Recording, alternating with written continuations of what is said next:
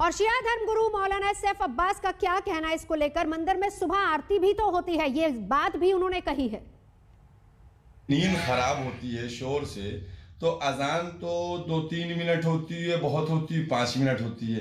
तो उनको ये भी दरख्वास्त देना चाहिए था कि जो सुबह सुबह आरती होती है और कीर्तन भजन होता है, इससे भी उनकी नींद खराब होती है।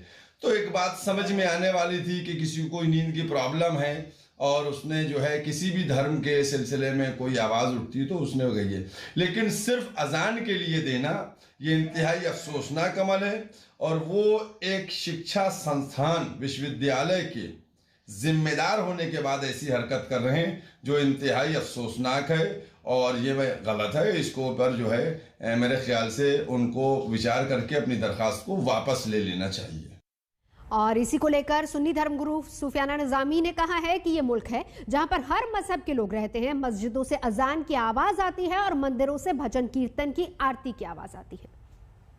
कुलपति साहब महज 1 मिनट या 2 मिनट की अजान पर, जिसमें अल्लाह अल्लाह के रसूल का जिक्र होता हो, लोगों को कामयाबी की तरफ बुलाया जाता हो, अगर वो इस तरीके का पत्र लिखेंगे और अपनी इतनी बड़ी दिक्कत को जाहिर करेंगे कि उनकी नींद में खलल वाक़ होता है, तो ये बात समझ से परे है, ये बात समझ में आने वाली नहीं है। इसलिए कि अगर आप तारीख़ देखें तो इससे पहले भी प्रयागराज और इलाहाबाद के अंदर बड़े पैमाने पर कुंभ के मौके पर लाउड स्पीकर का भी इस्तेमाल हुआ, सड़कों को भी बंद किया गया।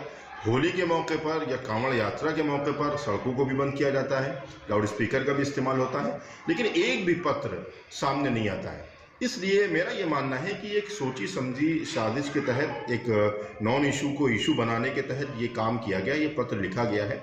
इसका मकसद सिर्फ ये है कि किसी न किसी सूरत पर अजान पर पाबंदी लगाई जाए। तो आपको बता दें कि ये वही चिट्ठी है जो कि इलाहाबाद यूनिवर्सिटी की वाइस चांसलर ने लिखी है, जिसमें उन्होंने जिक्र किया है अजान का।